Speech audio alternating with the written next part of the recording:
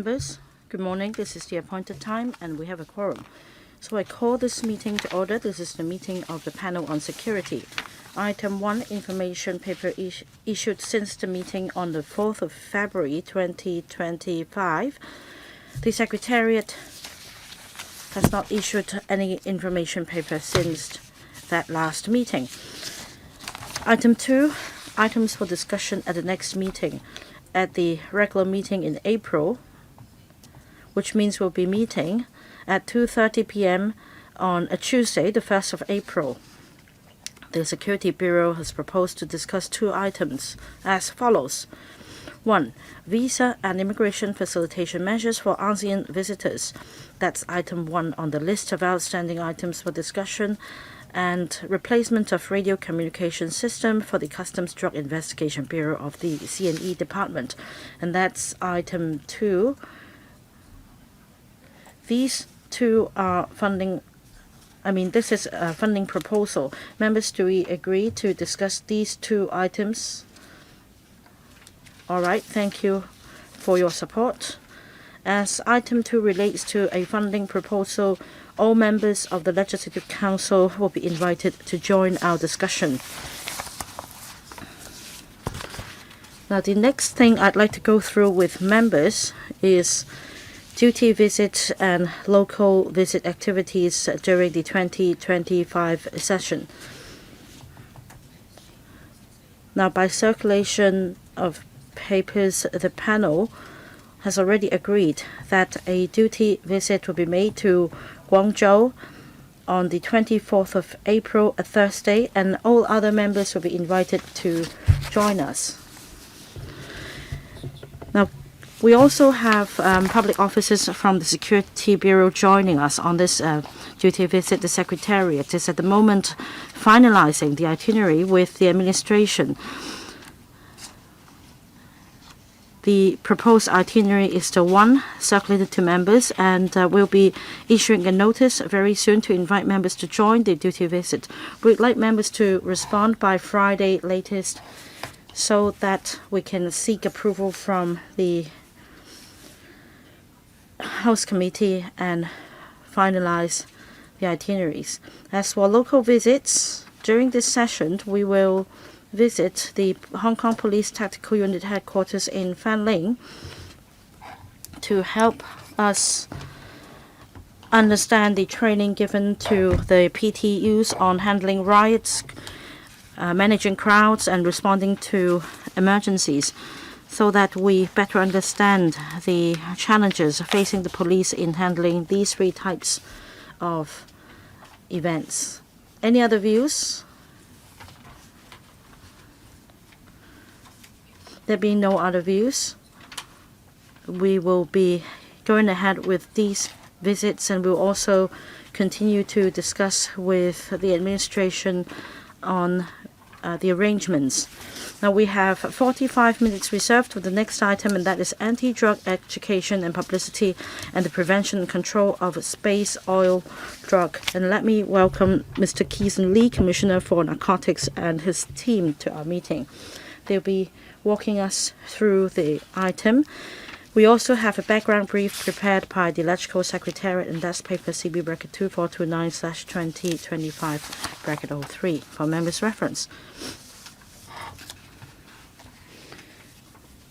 As I understand, the Commissioner will be making use of a PowerPoint presentation. And meanwhile, please also refer to the paper prepared by the administration, CB bracket 2429/2025 bracket 02. When you're ready, Commissioner. Yes, good morning, Chair, members. We reported to members the drug situation in Hong Kong in June last year. In light of the emergence of space oil drug and the rapidly developing trend, we'd like to brief members on the anti-drug education and publicity and prevention and control of space oil drug. I will give the salient points as set out in the paper. First of all, I want to emphasize that the government has resolved to combat drugs, and we've been adopting a multi-pronged approach in its fight against drugs, and we're not relaxing our efforts, especially in the face of the emergence of space oil drugs. As you can see in this slide, we take a 5-pronged approach, and we also make suitable enhancements from time to time having regard to the local drug situation. And we take an empirical-based approach. As you can see from this chart, the drug situation in Hong Kong has remained steady over the years.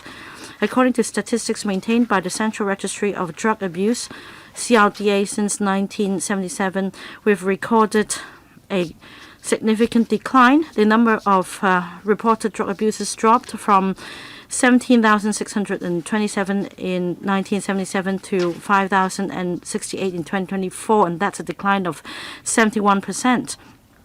And there's also a decline in terms of the number of drug abuses in the past decade, down by 42%.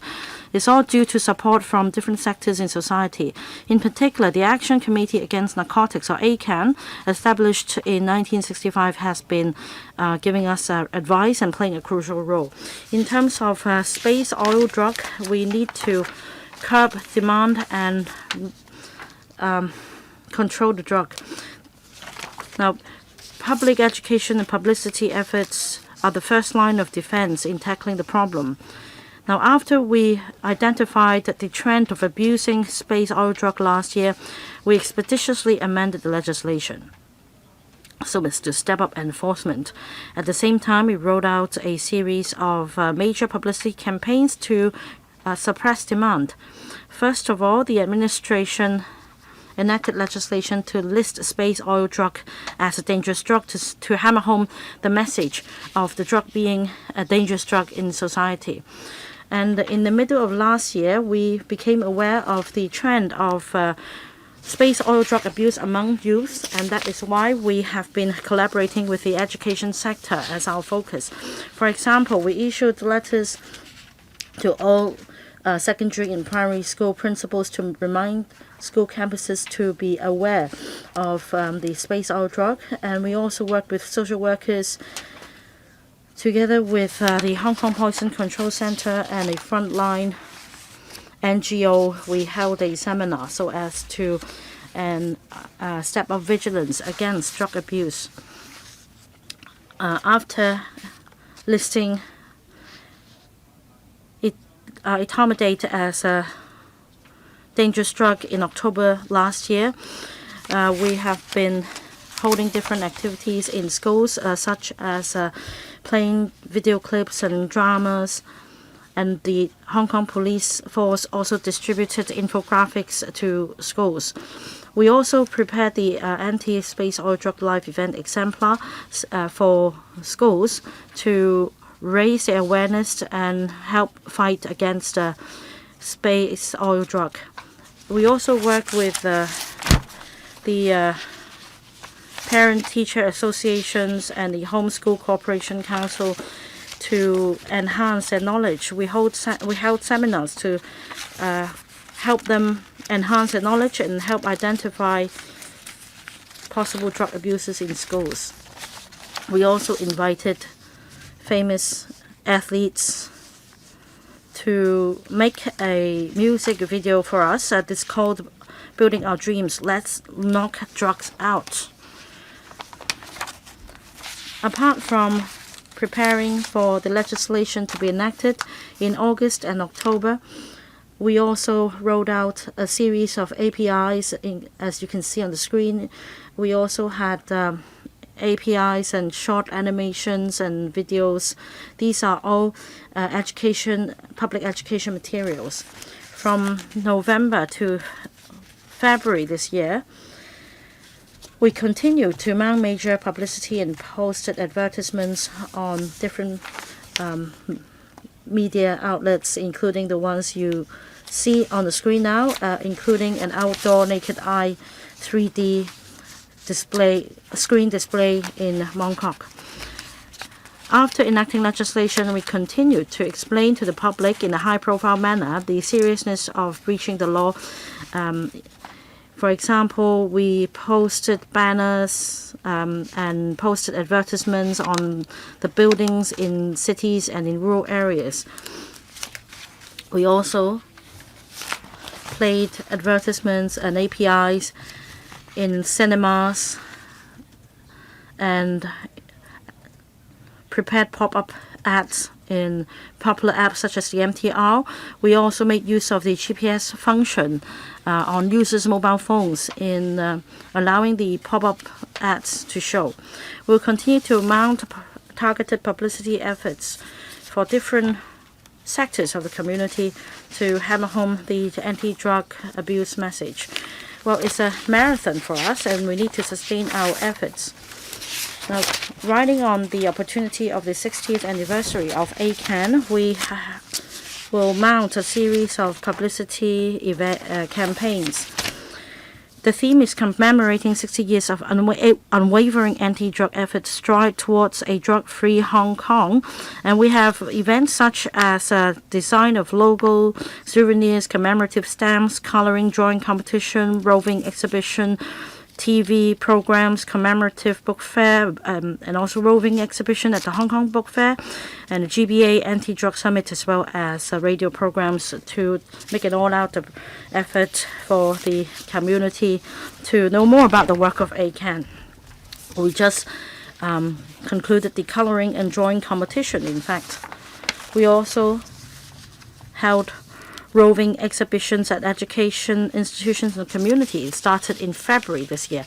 And let me show you the clip of the opening ceremony.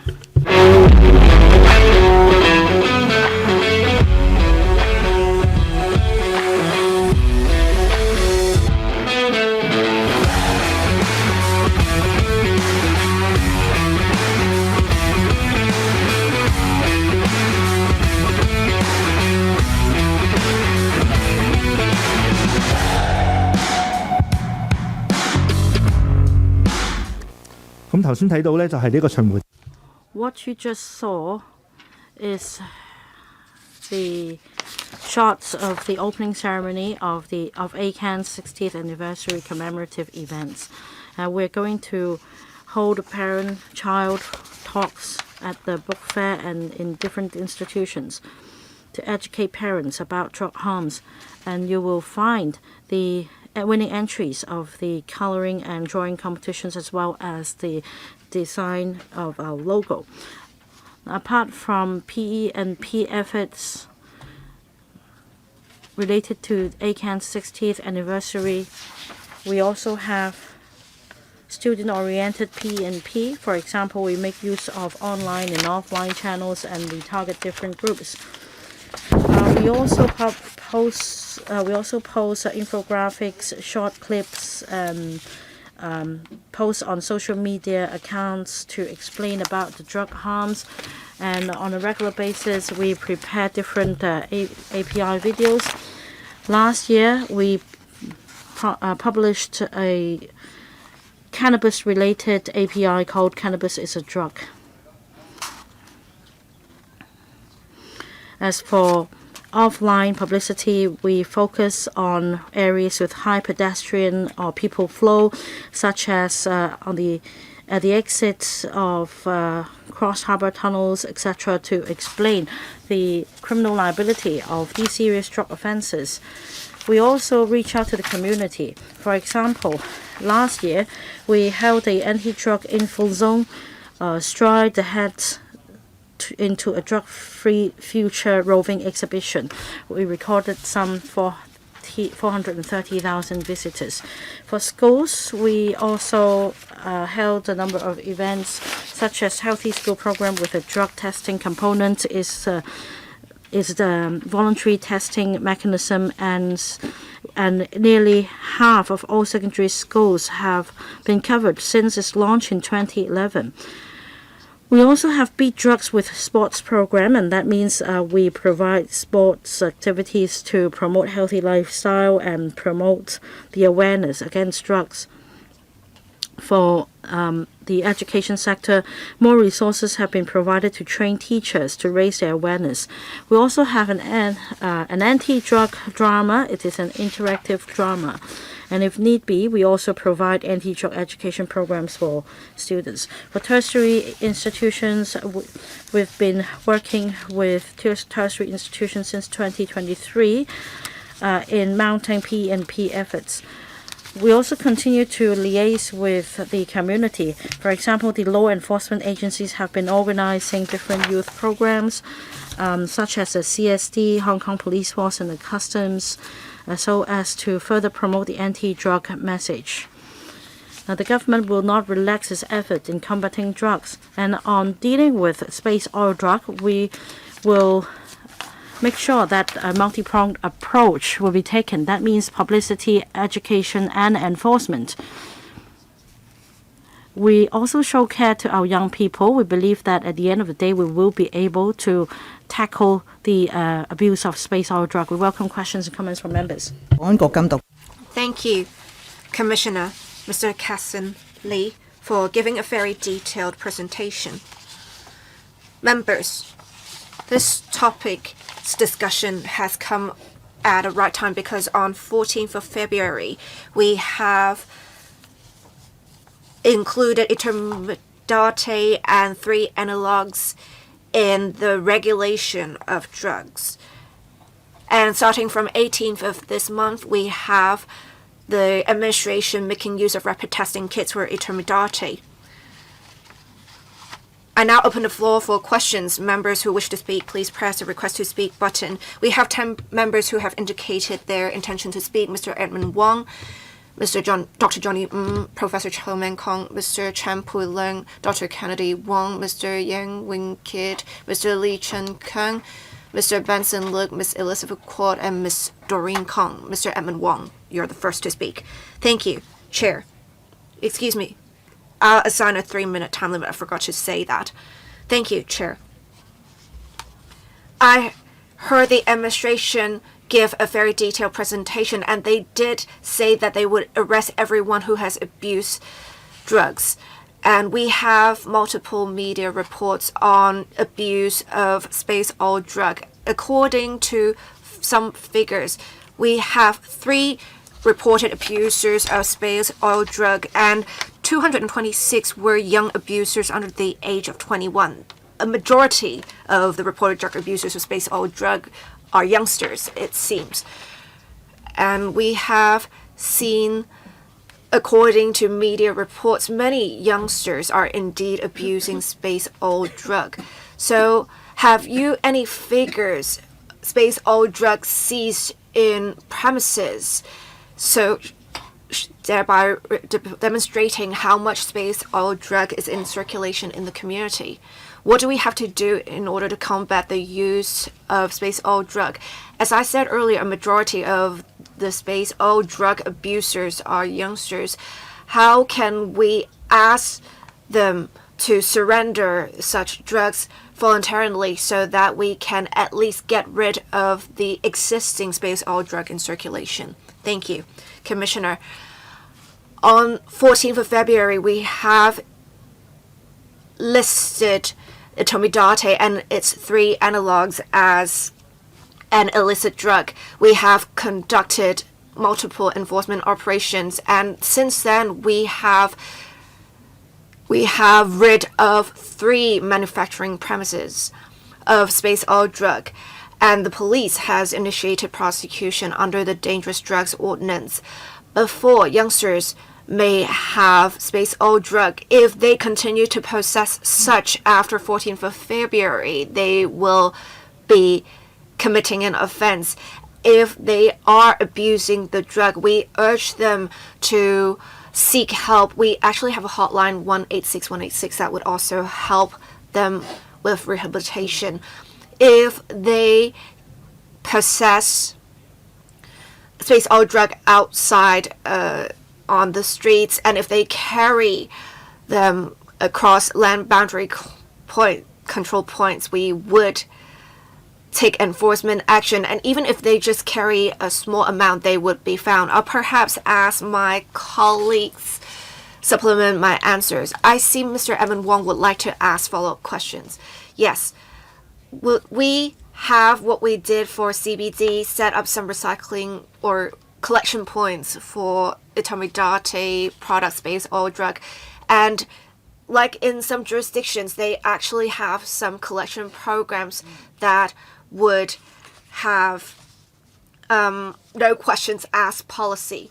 No, we will not have that because this is very different from CBD, because CBD is also found in food and cosmetics that in general people wouldn't think are drugs. Space oil drug is very much different. It is obviously a drug one would have to consume it with, say, a cigarette. So this is not the same thing as CBD. All right, I'll see if they have any supplementary answers. Well, you have gone past the time limit. Let's see what other members' questions are, and maybe you'll get your answers. Dr. Johnny, thank you. I appreciate the Commission's efforts so far, and I think they have done much in enforcement as well as education and publicity. I know that according to the paper in 2024, there are 300 reported abusers of space oil drug. As another member said, most of them are youngsters. Do you have any figures on the distribution of these abusers in different districts? Would you take targeted enforcement action with such figures? If you do have them, would you have more patrols? Would you also collect intelligence at the schools in the relevant districts? The space oil drug has been imported to Hong Kong mostly, and these have harmed youngsters. Do we have any way to intercept these from being imported into Hong Kong? These drugs are very dangerous because they are tasteless, and youngsters may get addicted without even knowing. Thank you. Commissioner. In response to Dr. Ng's questions, this abuse of space oil drug is not limited to a particular district. It is a territorial problem. So I don't want to give misinformation. We do have some figures, however, on the geographical distribution. Most of these youngsters are in North District, Tuen Mun, and Yuen Long. We have seen more youngsters in these districts consuming space oil drug, but I said earlier, this is a territorial problem. It is not a problem limited to these 3 districts. As for enforcement, the police will continue to adopt an intelligence-led approach. We would make use of rapid testing kits and go to areas where youngsters frequent and conduct patrol checks with a risk-based approach. We would also go to websites or social media accounts frequented by youngsters and conduct online patrols. As for whether we can intercept the drug at source, the police and the Customs Excise Department have undertaken multiple operations, and they have achieved great results in combating that. Thank you. Professor Chairman Kong. Thank you, Chair. With the combating of the drug, I think it is best we intercept at source. I want to ask, in 2024, for the Customs and Excise Department, how much space oil drug have they seized at boundary control points? And I want to ask what the sources of space oil drug are. Would we communicate with the authorities of the jurisdictions of the sources of space oil drug so that we can intercept very early on this space oil drug to prevent it from being imported in Hong Kong? I also want to ask, how many manufacturing premises have we ridden last year, and who are the operators of these premises, foreigners or locals? We, of course, need to protect the youth.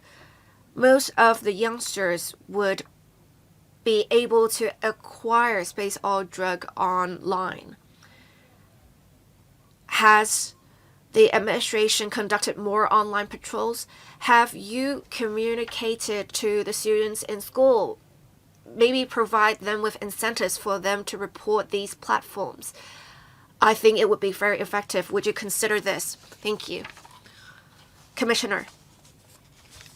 Let me talk about the sources of the space oil drug. The raw materials of etomidate are found in neighboring regions, mostly Southeast Asian regions. I will let my colleagues from the police and customs excise department supplement my answers to provide the member with more enforcement figures. Thank you. Mr. Thank you. The sources of etomidate are indeed mostly Southeast Asian regions. We have been exchanging intelligence with the relevant jurisdictions to prevent or intercept the drug from being imported into Hong Kong. Thank you. Thank you. The Customs and Excise Department has been actively combating the import of the drug. We have been adopting an intelligence-led approach and making use of different technologies for that purpose. Actually, since last year, we have undertaken a number of enforcement operations. In response to the members' questions, starting from last year, we have arrested 45. We have detected 45 cases. And the etomidate quantity involved, or space oil, seized would be 254 capsules and 41 kilograms of such products. In terms of publicity, can you respond to the member's suggestion on providing incentives for reporting? Commissioner, we would not have an additional award for reporting at the moment because those involved are most likely students, and honestly, youngsters are quite rebellious. We want to be more prudent in our approach, but we all along welcome any reporting of suspected crimes. If one has their suspicions, they can report such to the Customs and Excise Department and the police. Mr. Champuleng, from the presentation given earlier, we have seen the administration do much in education, publicity, and enforcement. Their efforts are quite comprehensive. However, the target users of space oil drug are often young abusers, and I think we can do more in schools. We can do more, especially with the Healthy School program, with a drug testing component. Before, we only had 43 schools participating. We now have nearly half of the schools in Hong Kong. But I think we can take an even more targeted approach with encouraging schools to participate in the program.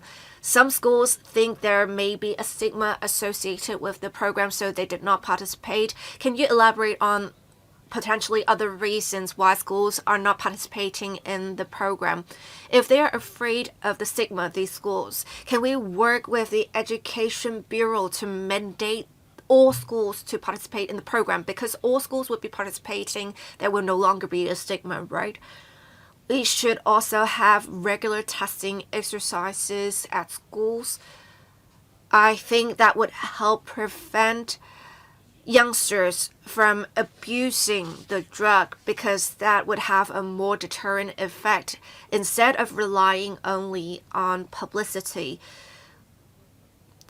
Would that be a better approach in preventing youngsters from abusing the drug? Thank you. Commissioner, for the Healthy School program with a drug testing component, it would enhance awareness and determination of students to not abuse the drugs. We also hope that with the peer influence, we can prevent and stop people from abusing the drug. We have been working with the Education Bureau to increase the number of participating schools. Stigma is a concern. Schools are also concerned about the additional workload. We have been explaining to schools that would not be the case. As for what Mr. Champuleng said, whether we should mandate all schools to participate, I welcome the suggestion. I will discuss with the Education Bureau the suggestion. However, at the time, we do not have any plans of mandating all schools to participate. In the meantime, we would try to encourage all schools to participate. We would clarify with them there is no stigma associated with them, and for their additional workload, we can have support from the Beat Drugs Fund to have them engage additional manpower to alleviate their workload. Thank you. Any follow-up questions from Mr. Chan? No? Thank you. Dr. Kennedy Wong. Now my question is this. It's only been a month or so since we passed the amendment legislation. Now, the administration explained that the situation in Southeast Asia and the mainland. I want to know whether there is a gap in terms of our understanding of this drug and the penalties. Say, if we believe that maximum penalty is deserved, then if we take it seriously, then we should issue alerts to inbound visitors. Because when we travel to Southeast Asia, for example, before we land, we'll be given this warning about serious drugs and that you'll be imprisoned. Now, we expect to have 50 million visitors from neighboring places. I do think that we need to step up warning for our inbound visitors. What about mainlanders? What is their approach to space oil drug? What is the difference between the law enforcement agencies and their approaches in the two places? Because we have frequent travelers going to and from these two places. They may not be fully aware of the differences. So at the boundary control points, there should be large-scale advertisements and banners to make sure that they are aware. Now, to take Dr. Wong's question, in the mainland, at the end of 2023, the mainland authorities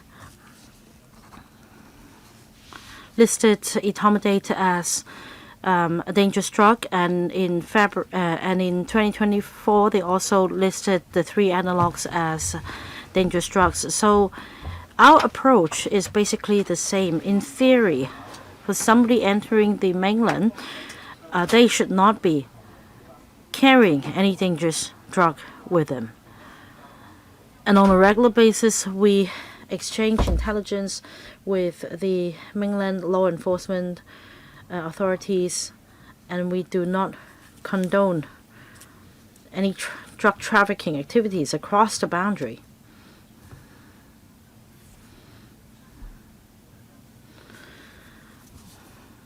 In fact, the majority of arrestees at the BCPs are Hong Kong residents. We rarely identify anyone carrying space oil drug who are mainlanders. However, we're not going to relax our efforts. We will put up banners, and we'll also play APIs at the BCPs. Well, Chair, I also asked about ASEAN countries and countries in Southeast Asia. For cases that we've identified so far, most of these cases did not involve the import of ingredients or raw materials for the manufacturing of etomidate through cargo freight, etc. And we will continue to liaise with the forwarding companies, airliners, to make sure that we can minimize the occurrence of such incidents. What about alerts for inbound travelers? Yes, at the BCPs, we issue alerts. Yes, at various BCPs, right? Indeed. We'll continue to step up our efforts at the airport. In fact, you will find publicity materials, banners, advertisements, reminding inbound tourists not to bring in space oil drugs. At the counters of aircraft companies will also likewise distribute publicity materials to raise the awareness of tourists. Mr. Kitson Young. Now, I often see video clips involving young people doing something really silly after getting high on space oil drug. I'm disheartened, and I do hope that the government can step up its effort to tackle the problem.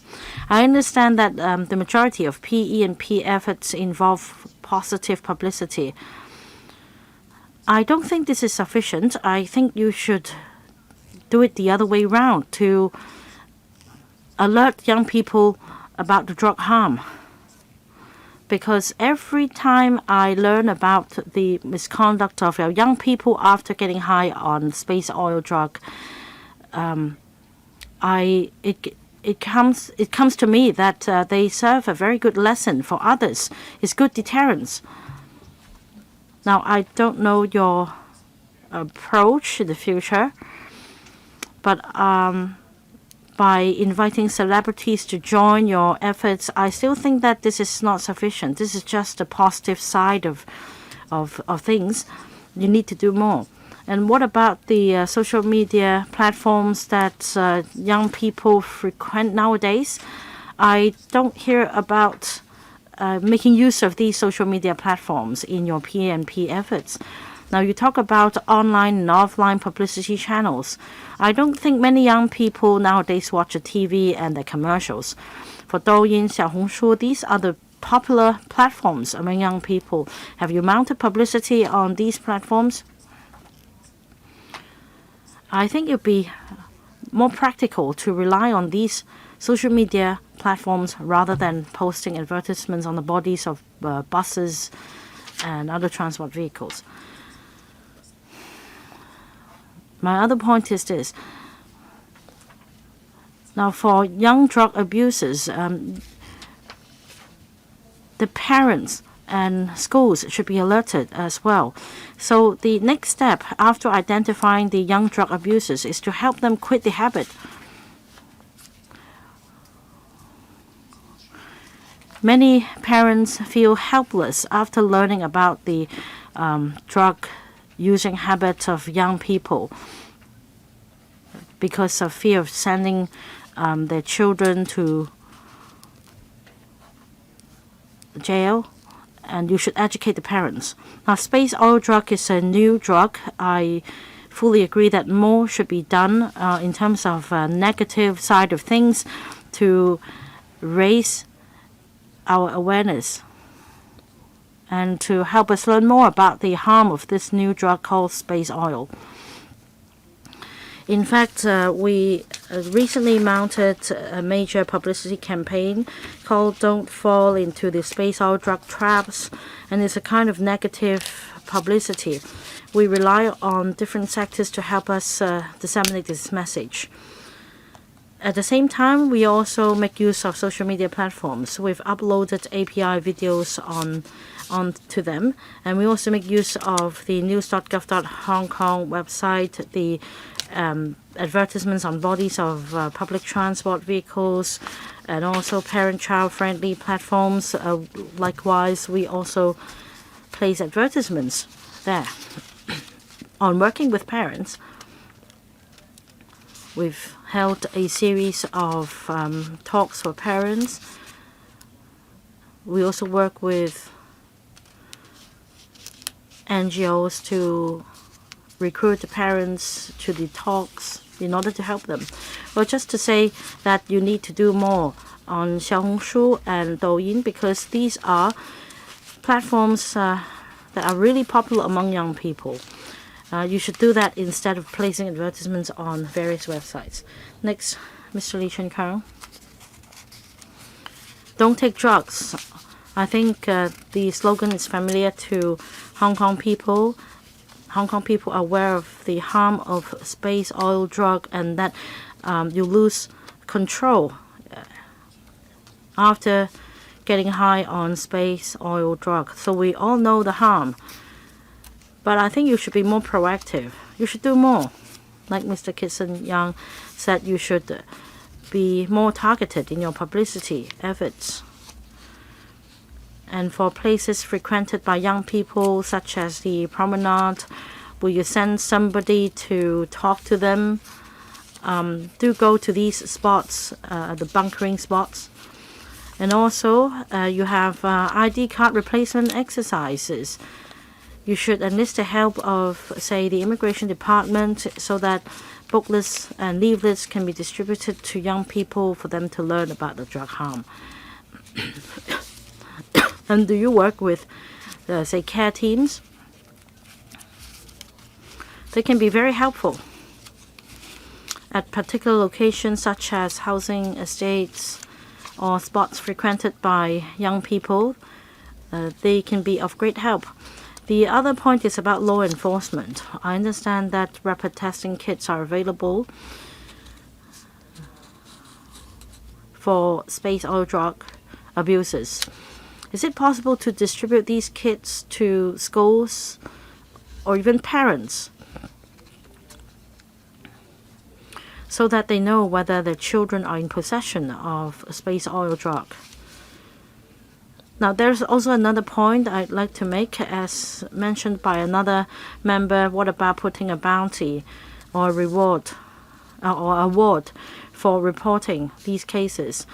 Maybe not in terms of monetary award, but something more akin to a gift to alert the community about youth drug abuse.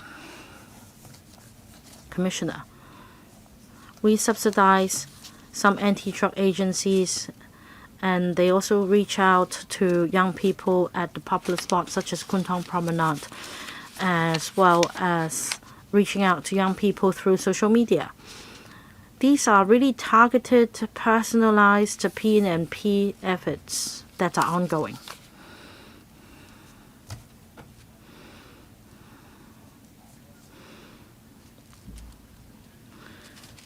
Now we will be working with the care teams and the Home Affairs Department, and that means we will distribute leaflets by knocking on doors so as to help identify family members who may be abusing space oil drug.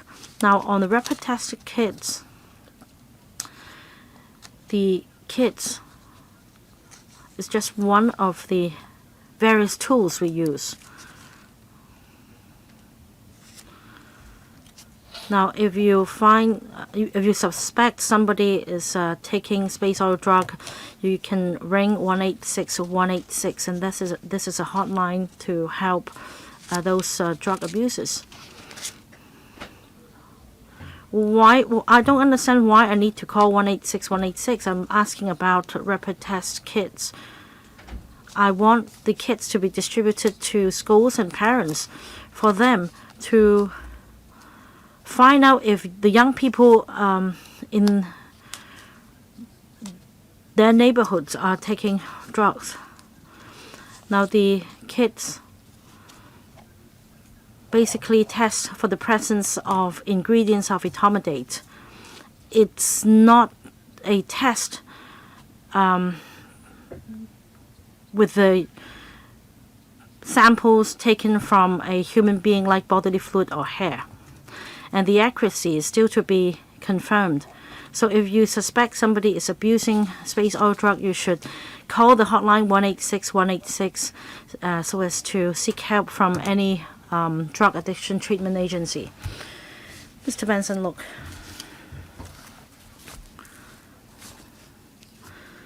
Last year, when we first heard about this new drug called space oil, I already thought that it was misleading because after getting high on space oil, you are not experiencing euphoria. Like traveling to space is like that you will die. Now, the drug has since picked up on its popularity very rapidly and is now listed as a dangerous drug. In terms of our legislative exercise, major publicity campaigns have been mounted, as mentioned by the Commissioner, in Mong Kok, Causeway Bay, and other spots frequented by young people, in cinemas, and even online channels. A lot of publicity have been done, and I acknowledge the good work. But I have 3 points I'd like to raise.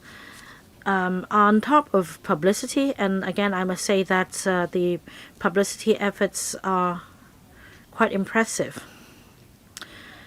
Is there any targeted operation, including patrols against space oil drug at some targeted locations frequented by young people, such as pubs, party rooms, karaokes, or even Kwun Tong Promenade, and that is a really popular spot among young people nowadays. The second point is that we should take preventive action as well. Since it's rapidly evolving, I want to know whether the administration has identified any new trend that deserves our attention. The third point is, as the Commissioner says, that they will arrest everyone who abuses a space oil drug. And according to a survey, 80% of young people understand that space oil is a dangerous drug, but close to 30% of respondents have said that they will continue to abuse this drug, and this is a major problem. We have drug abusers at risk, we have hidden drug abusers, and what are the ways to tackle them? All right, I'll draw the line here. We were supposed to end the discussion of this item at past, so I'll draw the line here, Commissioner. Both online and offline, the police would conduct patrols, whether it's Telegram or Instagram. We have successfully detected cases on such platforms as well. We would continue with our efforts in enforcement. Can you be more proactive? I think, as a number of members mentioned, we need to be proactive in enforcement. The police had gone to high-risk premises for inspections. We have also targeted high-risk premises such as party rooms. We have made use of Wi-Fi to send specific messages to those making use of the Wi-Fi in party rooms, a message saying that they should not abuse space or drug. So we have taken a targeted approach. As for what you said about 30% of the survey respondents saying that they would continue to abuse space or drug, whether they would go more secretive, we have a series of measures in enforcement and publicity. We have also held seminars for parents. We encourage parents to seek help from 186 so that social workers can reach out to these youngsters. We have also different activities held with schools that is essentially giving pressure to students, and if students suspect other students are abusing drugs, we encourage them to report these cases to teachers and staff members of schools. We would continue with our efforts. We would also work with care teams to go to different households for promotion. Chair, my second question on whether there are other emerging drugs that have been identified has yet to be answered. We haven't really identified any other emerging drugs. We will work with the police and the hospital authority to identify any new drugs that may potentially be rising in circulation. Thank you. All right, I'll draw the line here. I'll read out the order in which the remaining members are going to speak. Ms. Elizabeth Kwok, Ms. Doreen Kong, Dr. David Lim, Mr. Dominic Lee, Mr. Dennis Leung. I'll assign a limit of 1 minute and 30 seconds. Ms. Elizabeth Kwok. I think the work of combating drugs is not easy. I thank the Commission for working so hard on this. I have several suggestions. I've recently communicated with some youngsters, and they think it's very easy to acquire drugs.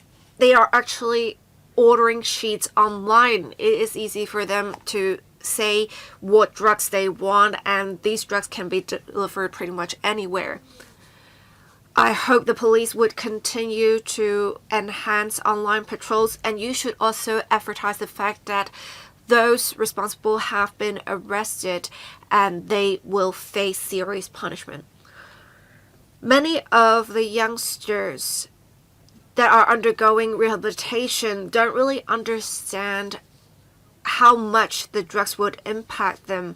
For those abusing them, it's even more so. We need to start when people are little, telling them the impact of drugs on them may be irreversible, so that would prevent them from abusing drugs in the first place. I only came back from the mainland yesterday. At the boundary control point, I do not see many ads on space or drug. Instead, on the high-speed rail, I have seen an ad of Neja saying what the prohibited articles are, but there was no mention of space or drug anyway. I think we can make good use of the character Neja to also advertise the fact that people shouldn't be in possession of space or drug. We also need to advertise more online that people should not bring space or drug with them when they come to Hong Kong. Thank you, Commissioner. We have seen successful examples of the police being able to detect cases on Telegram and Instagram. As I said earlier, the police will continue to take a hard line against drugs, especially space or drug. In schools, we will continue to enhance our efforts. We thank Ms. Elizabeth Court for her suggestions. Before, we would focus on senior primary school as well as secondary school students, and we do agree that we should start early when children are little, and we have made good use of different activities such as interactive theater and other school activities to extend our reach to the young ones. On publicity, we would continue to work on that. We would enhance communication with the mainland authorities to enhance our efforts. Space or drug is also prohibited on the mainland, so we will continue to work with the mainland authorities to prevent people from being in possession of the space or drug. Mr. Kong, I know that the Narcotics Division has been working hard, but this should not be limited to the Security Bureau in its efforts. We have many NGOs working with youngsters that have conducted surveys. It is said that 30% of the respondents in a survey would continue to consume space or drug, knowing that space or drug is prohibited. I would like to ask, would we have, for example, a high-level committee set up that would lead the efforts of the Security Bureau and the Education Bureau and other relevant departments so as to make sure we are combating the abuse of space or drug by youngsters effectively? The administration said they would increase online patrols. Youngsters could easily acquire drugs, even just by chats with the relevant individuals. Have you also detected deliveries of space or products to different places in your enforcement action? Thank you, Commissioner. On the question of deliveries, I'll ask the police colleague to answer that question. For the other questions, let me say this. I am a commissioner for narcotics, so I work under the Security Bureau, but I would also be responsible for interdepartmental efforts against drugs. And we would continue to work with the Education Bureau and the Department of Health on this. We would have young people consuming drugs, perhaps due to some mental health problems. So we have already a cross-departmental mechanism to work with other departments on this. We also have a committee that would be listening to the views of the community to see how we can better combat drugs. Can you talk about the composition of the ACAN, that is the committee you mentioned, how we are involving different parts of the community to combat the use of drugs? We have those in the academia, in different sectors of the community, as well as some experts and the business sector, so that we can all work together to combat the use of drugs. On the question of deliveries, can you turn on the microphone for the police colleague? Thank you. Apart from conducting online patrols, if we find any suspected cases of selling drugs online, since 14th of February, we have conducted many decoy operations. We have arrested 14 individuals, including 2 youngsters. We have seized approximately 560 milliliters of etomidate, as well as some space oil drug capsules. Thank you. Dr. David Lam, I welcome the government's move to list etomidate as an illicit substance. Etomidate is an analgesic. It is very strong. It is very dangerous. If one take 1 or 2 drops, one may already be rendered unconscious, and they're easily concealable. They may be consumed in the form of e-cigarettes, and people can also consume cannabis with e-cigarettes. And I believe in future there may be more substances that may be consumed with e-cigarettes. So apart from combating space oil products, we need to combat e-cigarettes more. I understand that many schools and in many places where youngsters frequent, making use of e-cigarettes to consume space oil, drug, and cannabis is quite common. We need to do more in combating this. Thank you. Commissioner, as you may know, the Health Bureau has consulted the public on regulation of e-cigarettes. I believe they will soon publish their findings to see how they can better regulate e-cigarettes. And we do note the rising trend that e-cigarettes are being used to consume drugs. Thank you. Mr. Dominic Lee, I appreciate the efforts made by the government so far on publicity of abuse of space oil drug. We do see the ads being quite prevalent. I have a feedback to provide at the moment. We haven't really put a face to these ads at the moment. We have seen, say, Mr. Andy Lau being engaged to promote tourism in Hong Kong, saying that there has to be good service in Hong Kong. I think if we can put a face to the ads, it would make the ads more effective instead of just making use of a mascot. And you have been making use of the existing slogan only, that you need to stand against drugs. So how can we be more innovative instead of making use of the existing slogan of let's stand firm, knock drugs out?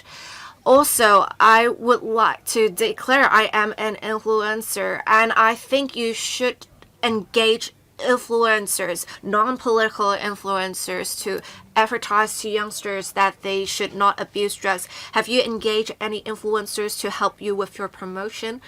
I know that the Beat Drugs Fund has been supporting the relevant efforts well, and I believe you have themed activities with the support of the Beat Drugs Fund on CBD. Can you have a dedicated fund for the support of activities relating to combating the use of space oil drug, Commissioner. We already have a specific area of funding for the combating of space oil drug. We have already vetted the relevant applications. We would notify the successful applicants this month. This is, of course, a focus of this year, combating space oil drug. We have engaged some athletes in our ads to urge youngsters to not use space oil drug, and these advertisements are being made at the moment, and we will continue with our efforts. I note that the Commissioner has a focus on space oil drug in their promotion, and I hope that you'll continue with that. Mr. Dennis Leung. Thank you, Chair.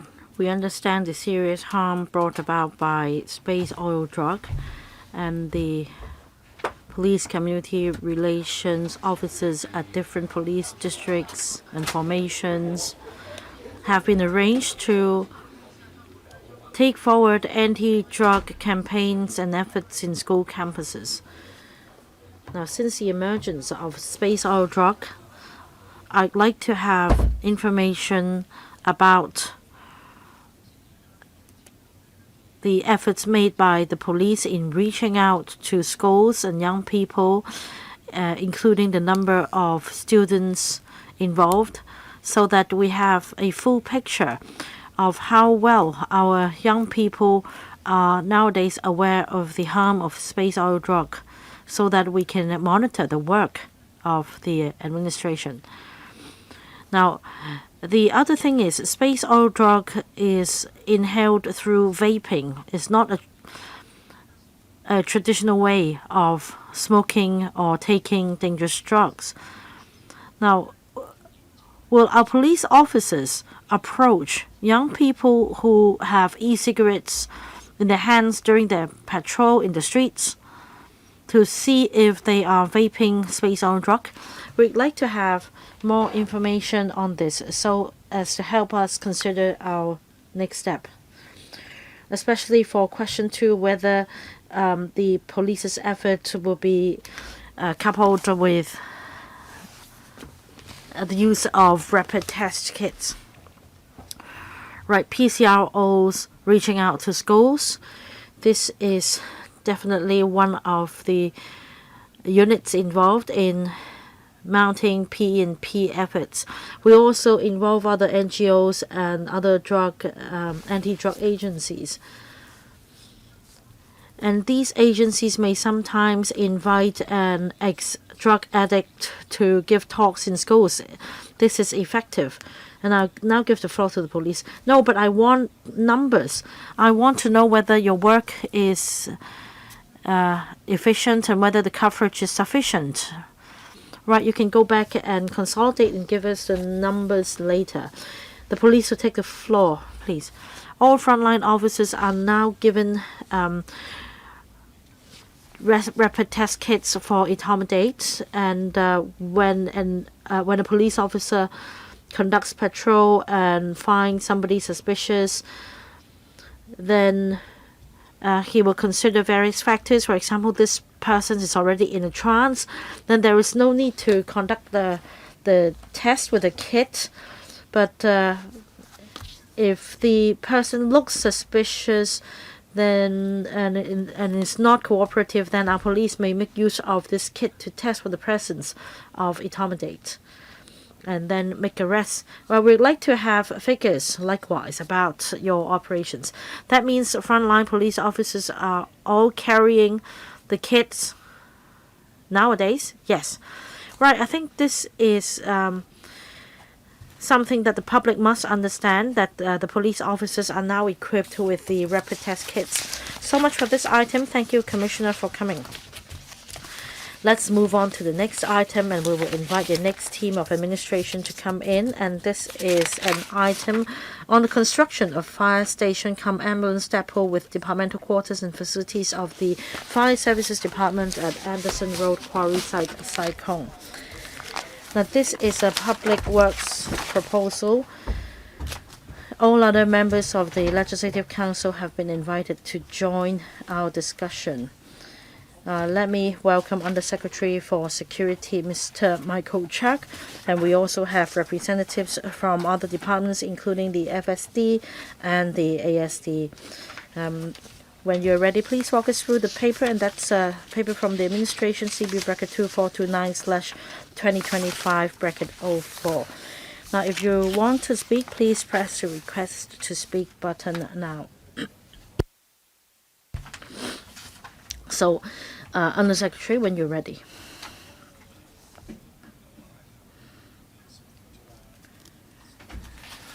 Chair, we'd like to brief members on our proposal to construct the fire station-cum-ambulance depot with departmental quarters and facilities of the FSD at Anderson Road Quarry Site. The government has been striving to identify sites suitable for the development of public housing in various districts. The Anderson Road Quarry Site, or ARQ site, involves 11 housing sites with a planned population of 30,000. Now, there is an increased demand for fire emergency ambulance services because of the growing population in the area. There is a genuine need to construct this facility. There is currently no fire station at the AQR site. At the moment, emergency fire services are provided by 2 other fire stations in Shunli and Polam. But Shunli Fire Station, being the closest fire station, is about 4 kilometers away, and it generally takes about 7 to 10 minutes to reach the area, which falls short of the 6-minute graded response time. Considering the development of Anderson Road project and population growth, we anticipate an increasing demand for emergency ambulance services in the area as well. Now, there is a spatial constraint in relation to other ambulance depots in the area. It is impossible to accommodate additional ambulances at these depots. We need to build a new fire station-cum-ambulance depot to meet the increasing demand. With the commissioning of the 3rd runway system and new fire stations, as well as fire stations ambulance depots, we need to recruit additional manpower for the FSD to sustain its efforts in emergency services. There is a need to build more departmental quarters, in other words. In order to alleviate the shortfall, we propose to provide DQ units in the proposed site. In order to meet the government's policy objective of optimizing land resources, we also propose providing units, providing area to accommodate several offices which will be reprovisioned, including the Railway Development Strategy Division, the Incident Safety Team of the Operational Support and Professional Development Demand, as well as Building Improvement Division. There will also be some additional bays for fire appliances. To cope with the operational needs of frontline officers and other training needs, we propose the above, and we will be seeking approval from the Public Works Subcommittee and the Fires and the Finance Committee. Subject to approval by FC, we will start this project as quickly as possible for completion in about 4 years. So much from me. I'll be happy to take questions and comments from members. Thank you, Undersecretary Mr. Chuck. We are joined by Mr. Wong Kar-wing, Assistant Director of FSD, and his team. We have 6 members waiting to speak. I'll give each member 4 minutes, starting with Dr. Chow Kong, or Professor Chow Kong. Well, it is anticipated that there will be an increase in population at the ARQ site of up to about 30,000. So building the FSAD can meet the increasing demand. Now, I have a number of questions. According to the paper, the proposed project cost is 991.1 million in September 2024 prices, or 1.1528 billion in MOD prices. So which one should we rely on? Now, I refer to another project that is one in Cheung Kwan O with a similar number of stories, similar number of parking spaces and DQ units. In 2021, with a minor difference of about 5 square meters, the construction cost was $660 million. Now it has gone up by some $300 to $500 million. Is it possible to further compress the cost? Even with FC's approval, it will take 4 years to complete this project.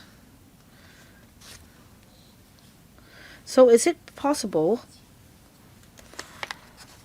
to make sure that the facility can be ready before population intake from these housing projects so as to serve the community? Right, cost estimates and time frame. The preliminary estimate in September 2024 prices is $991.1 million.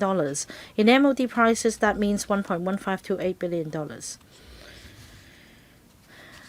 Now, the fact is, usually the works program would span a number of years, and we need to reflect the expenditure in a particular and the price level in a particular year. And that price adjustment in the future should not affect the cost estimates. It is inappropriate to compare different projects because of different circumstances and different periods of time. The member also mentioned another project in Cheung Kwan O Area 72. He cited some similarities, but I want to highlight the differences as well.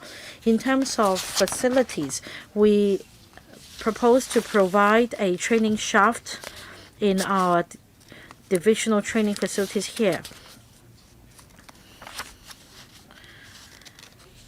And this training facilities also include maze-like rescue training area, the rescue training shaft. We can simulate different types of buildings such as industrial buildings, mini storages, so that our trainees don't need to travel to another district for the purpose of training. At the same time, we consider the features of the Anderson Road Quarry Site, and that we also adopt different construction methods this time. And perhaps at this moment, I'll give the floor to Mr. Wong to give you more details. Yes, we have prepared estimates. A member asked about the cost estimates for the project in Cheung Kwan O Area 72. As mentioned by the Undersecretary, there are some unique features for the ARQ site that bring technical complexities.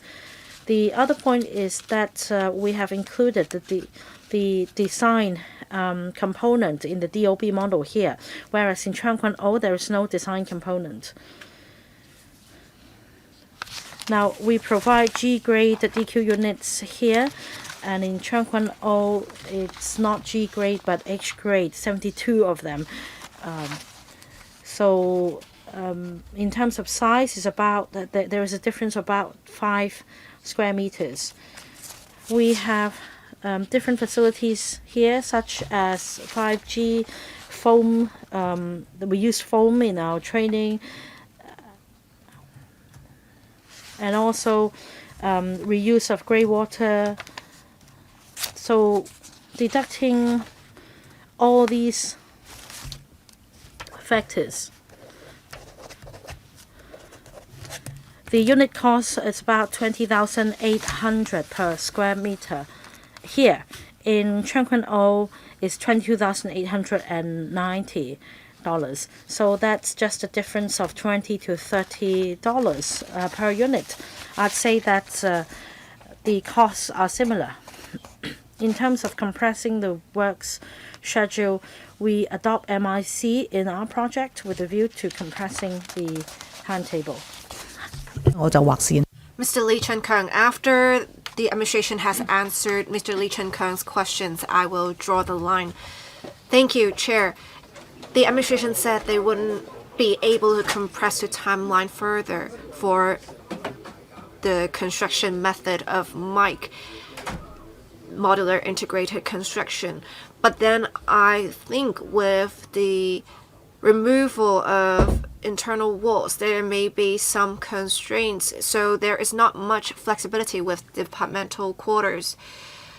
And for FSD facilities as well, if they need to use larger appliances, it may not be possible. I urge you to reconsider the use of the construction method. I do understand your proposals are justified in the sense that you have really old existing facilities. Apart from having district training facilities at the new facility you have in mind, would you have other educational facilities for the public and students to visit so that they can learn more about the operations of the FSD? I want to ask about the departmental quarters issue. You say that a shortfall rate of G-grade DQ units stand high at about 40%. You are providing 113 G-grade departmental quarters units at the site. Is it possible for you to provide even more? Thank you. Mr. Michael Check. Thank you. We are using MIC for departmental quarters, and we do not allow modification of departmental quarters in the first place. For this project, apart from the fire station-cum-ambulance depot, we also have some training facilities. And we have included a component for design and build costs in our estimates. We would have some standby areas for fire station officers, and we do need the space for operations mostly. We have invested $83 million in the relevant facilities, such as for rescue in different terrains and how to increase or enhance safety in fires for firemen. As for what we can do to enhance awareness of students, the Fire Services Department has been working hard on this. Apart from their own youth groups, they have been arranging for students to visit fire stations. But of course, we have to strike a balance between enhancing awareness and meeting operational needs. As for whether we can maximize the space to provide more departmental quarter units, for this site in particular, we have maximized the use of the site, to be honest. We have even basement floors, so we have maximized the space. As for the shortfall of G-grade DQ units, you have not answered the question. Right, we have hired more officers in the past few years. We do have a shortfall of DQ units. For an eligible fireman, once they have become an officer grade, they need to wait for a year or two. For more senior officers, for the serving time, they need to serve for at least 7 years. For rank and file officers, they would need to have served the force for 10 years in order to be eligible, or in order to actually get a unit. But let me say this, for the DQ units that we are to provide at the site, we will not have them exclusively for Fire Services Department officers.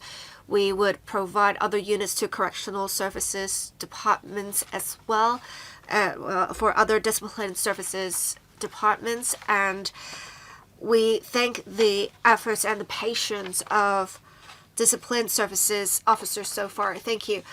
I will draw the line here. Let me read out the order in which the remaining members are going to speak. Mr. Yang Win Kit, Mr. Dennis Leung, Mr. Edmund Wong, Dr. Johnny and Mr. Lai Tong Kwok. Mr. Yang Wing-kit, thank you. I understand the constraints posed by the site. It is on a hill, and we have quite a densely populated area here because we have a number of developments in the area.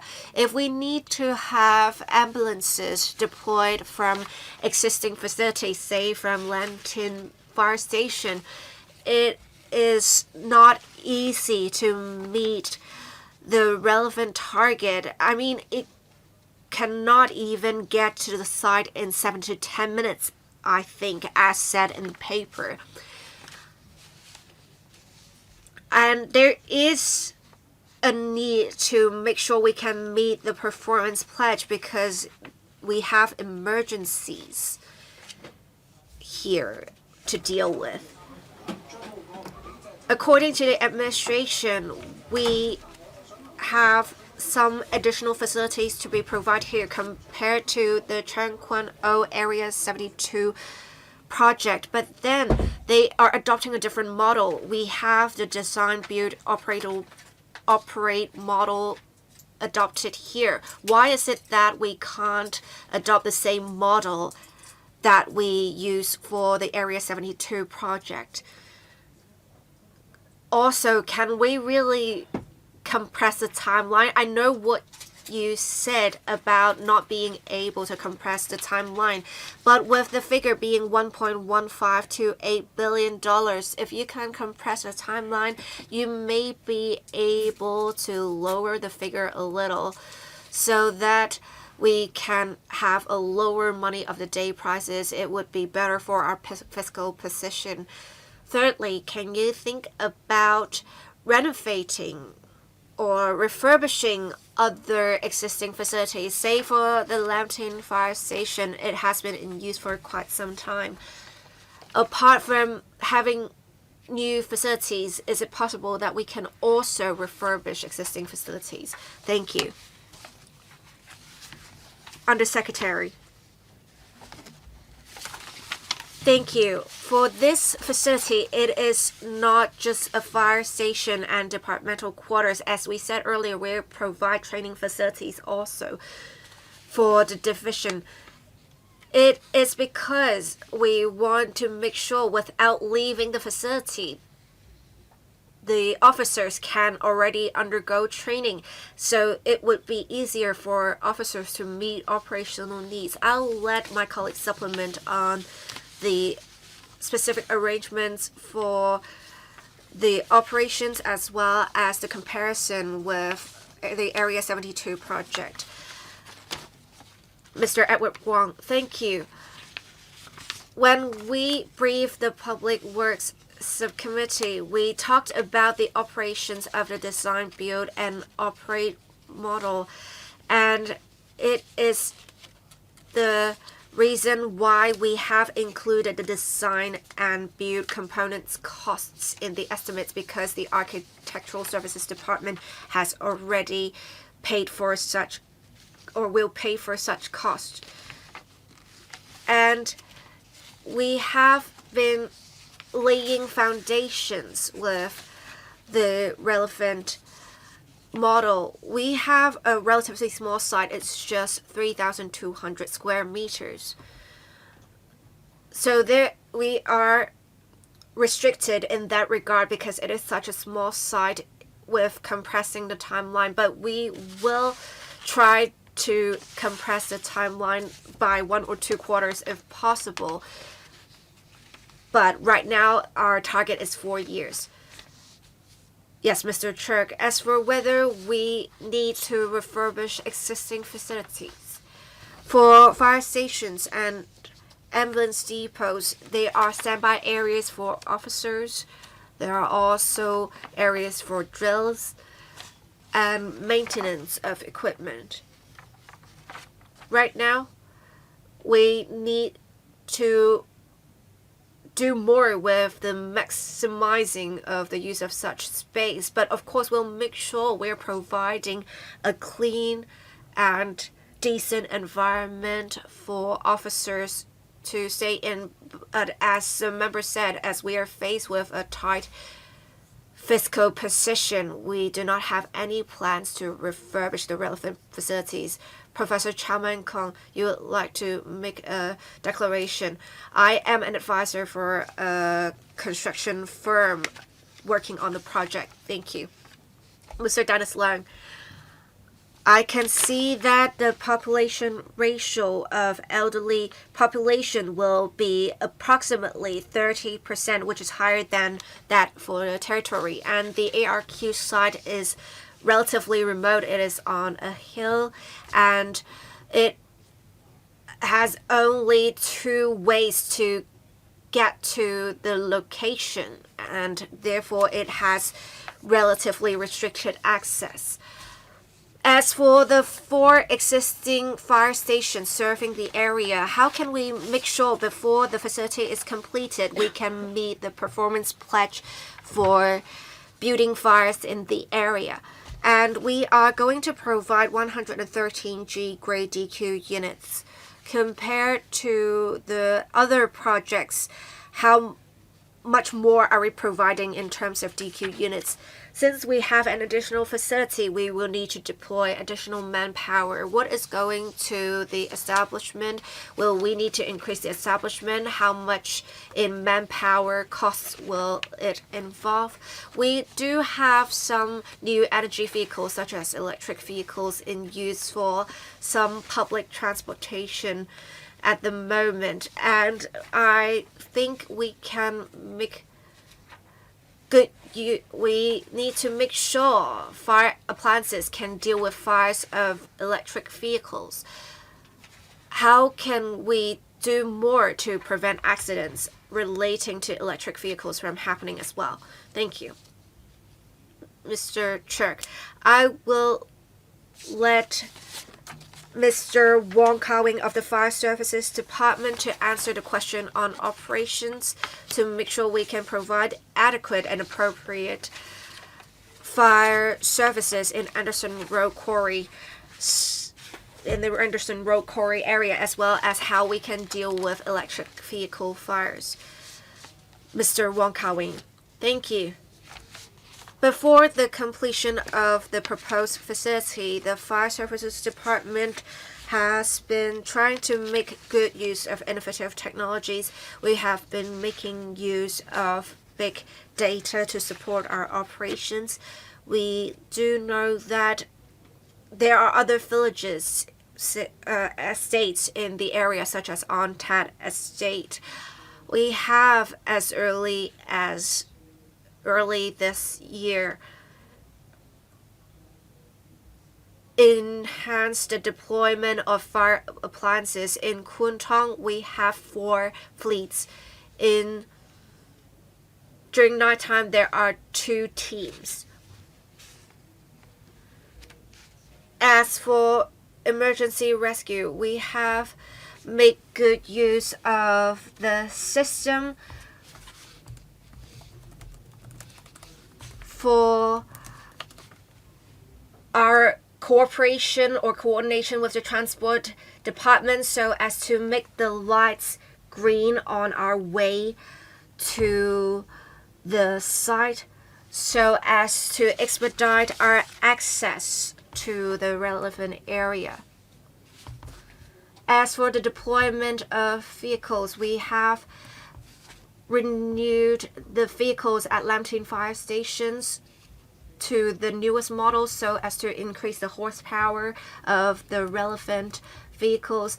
As you may know, going to the location would require going uphill, and we would continue to renew our other appliances. I will be brief.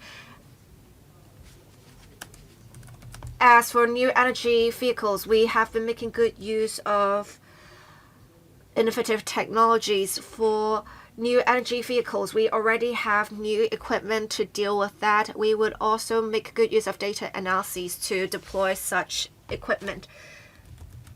On the other questions on departmental quarters, we have 5,660 officers. We have right now 4,561 units, so the shortage is approximately 20%.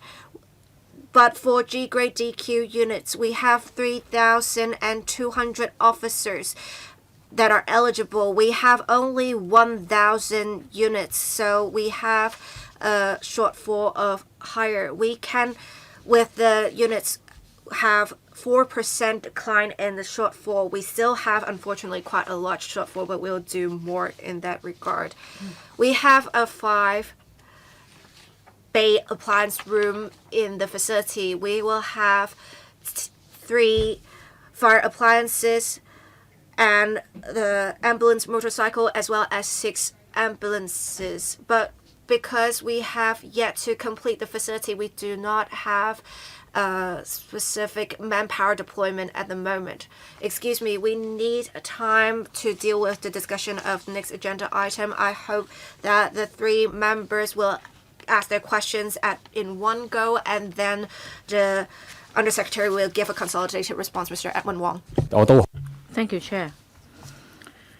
I support this proposal because we're talking about people's lives, and there must not be any delay in mounting rescue.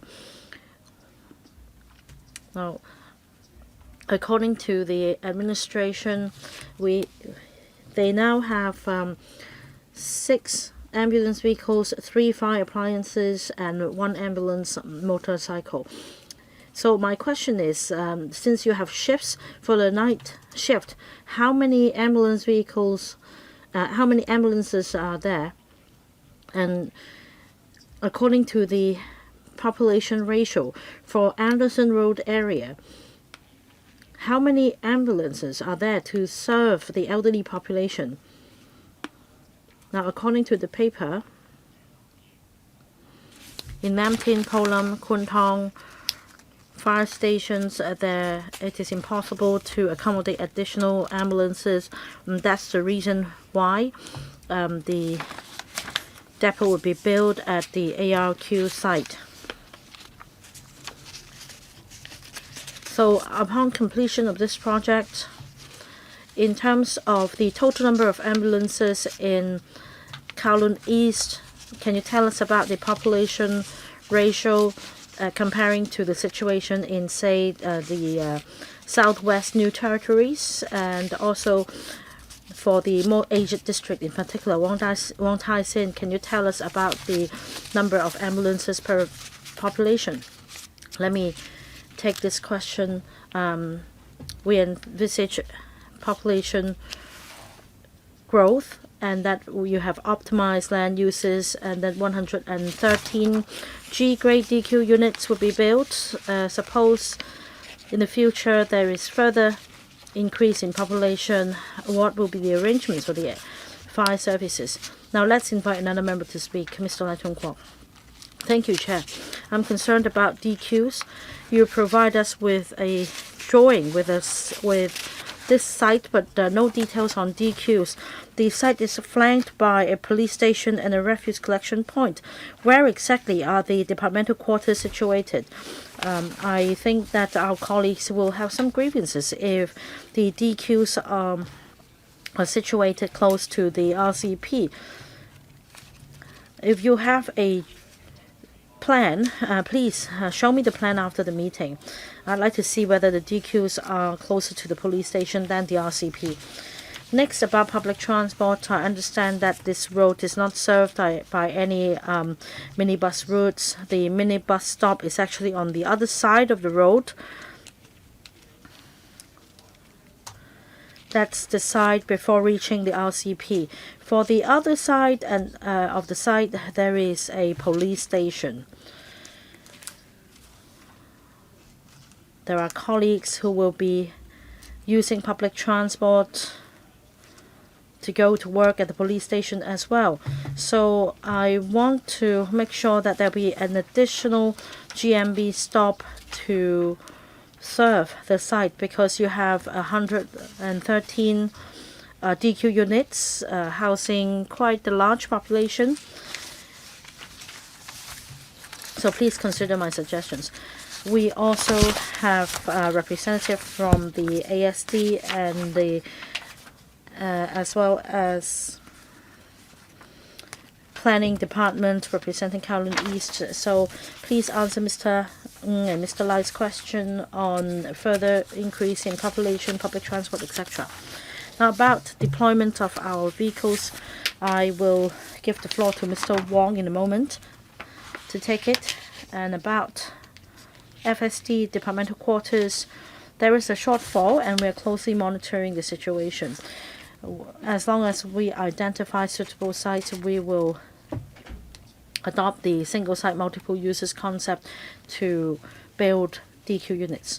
On the design and the plan, I will give the floor to Mr. Wong as well to explain about the orientation of departmental quarters. On public transport, I note what Mr. Lai said. I'll go back and look into the matter with other colleagues. Right, Mr. Wong, Assistant Director, let me explain about the use of our resources. Now, before the completion of this new FSAD, in Shunli, we have 4 ambulances for daytime, 2 for nighttime. In Lam Tin, we have 6 for daytime and 3 for nighttime. In Po Lam, we have 8 ambulances for the day and 4 for the night. In Kwun Tong, we just added 1 this year. That means for the daytime shift, there are 4 ambulances and 2 ambulances for the night shift. For this new FSAD, we propose to provide 6 ambulances for the day and 3 for the night.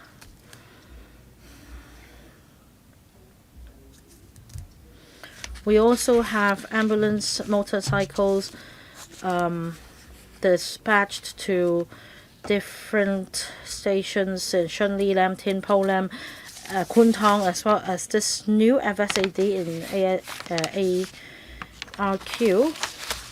So we believe with the completion of this facility, there should be sufficient appliances. Let me give members some figures for reference. In the end of 2022, we only managed to reach 81.8% of the performance pledge on GRT, graded response time. But according to our data, our policy, in 2023-24, we were able to reach the target GRT up to 93.4 to 95.2%. But we have not taken into account the additional population. Still, we are confident that with the approval of this project, that means increase of the population by 30,000. We should be able to meet the performance pledge.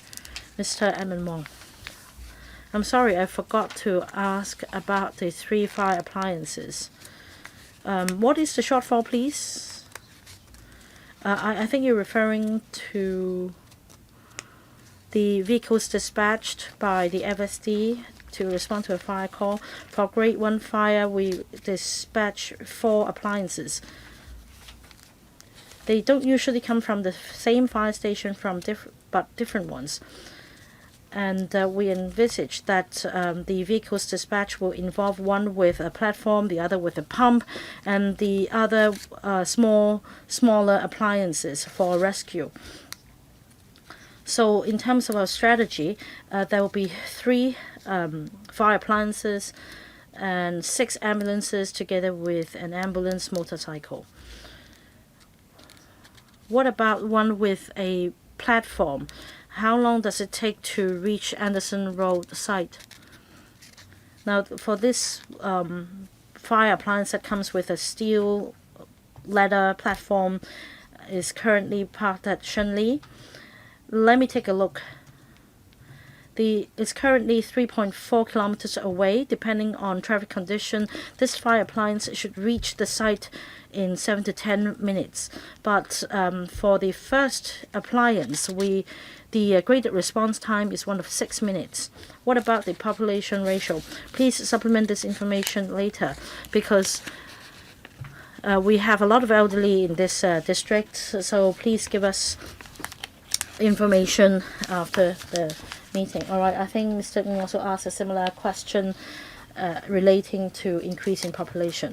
Now, for Kwun Tong population, at the moment it stands at 670,000. By 2029, it's projected to reach 690,000. For Sai Kung district, at the moment it's 500,000. It is envisaged to go up to 520. For Kwun Tong and Sai Kung, that's within our precincts. For elderly population age 65 or above, it will go up from 240,000 to 320,000, which is within our projection. What about this question about orientation of departmental quarters asked by Mr. Lai? Thank you for the question. We perhaps in due course or perhaps at the PWSC meeting will provide this plan for Mr. Lai's perusal. Now, this RCP makes use of the latest odor elimination technology. But on top of that, we will design the DQs with a layout that can help address the issue. For example, there will be setback from the closest unit. The windows would be arranged not to face directly the RCP. So together with building height and setback, we will seek to maximize the setback distance between the DQ units and the RCPs. Public transport, you bring this point back to your colleagues. Yes, we will go back and discuss it with the relevant departments. All right, so much for this item. Let me seek members' views. Is there any objection for this item to be submitted to PWSC for consideration? No objection. Right, would the administration please take note of the comments made by members when preparing the paper for submission to the PWSC? Thank you. That's all for this item. Next, item 5. Proposed retention of one supernumerary post of Assistant Director in the Independent Commission Against Corruption. Let's invite the ICAC representatives to come in. We're joined by Mr. Danny Wu, Commissioner, ICAC, and Mr. Brian Zhang, Director of Investigation of ICAC, and Mr. Chang Chin Kit, Assistant Director of ICAC. Welcome. This is an establishment proposal. All members from LegCo have been invited to join our discussion. The Secretariat has also prepared a background brief. That's CB bracket 2 429/2025 bracket 06. So when the Commissioner is ready, would Mr. Wu please walk us through this paper, CB bracket 2 429/2025 bracket 05. Thank you. Good afternoon, Chair members. We'd like to propose, we'd like to retain a time-limited directorate supernumerary post of Assistant Director in ICAC. This post holder will be Secretary General of International Association of Anti-Corruption Authorities, IAACA. The IAACA was set up in 2006. Initiated by the then Supreme People's Procuratorate (SPP) of the PRC, and the authorities are tasked to combat corruption in line with other graft fighters around the world. It also abides by the UNCAC. In 2006, the then SPP was chair of the IAACA. This was followed by our president. This was followed by Qatar's Attorney General. From 2016 to 2022, ICAC has held the presidency since January 2022, and the term will end in early 2027. In June 2022, LegCo approved the establishment of 2 supernumerary posts that are time limited, including one D3 post and termed designated Director of International Cooperation and Corporate Services (DIC), as well as the Assistant Director of International Cooperation, pitched at D2, to coordinate the partnership between graft fighters in Hong Kong, Macau, and around the world. The senior assistant director was also the Secretary General of the IAACA.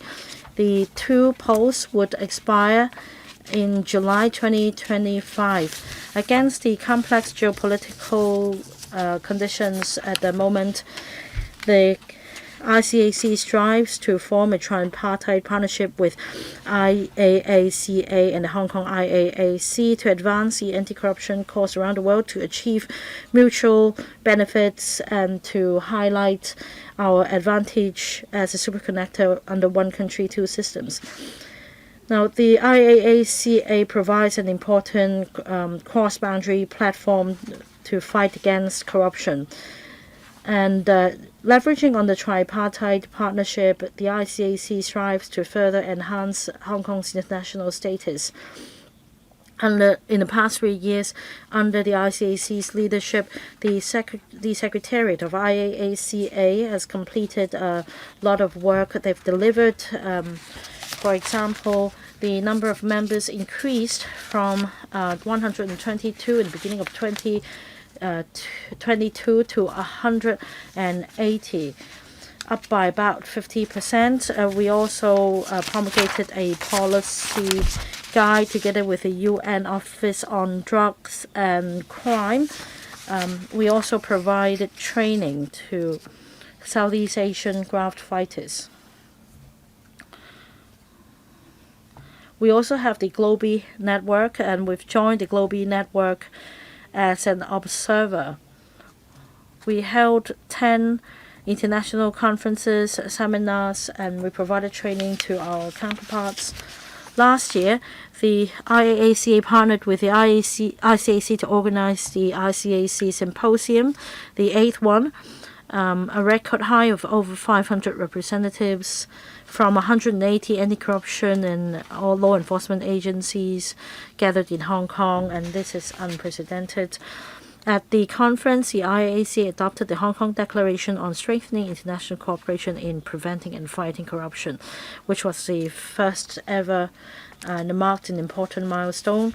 In 2024, the tripartite partnership also reached out to 530 graft fighters around the world, taking part in over 270 international events, involving close to 5,500 personnel from graft fighting agencies around the world.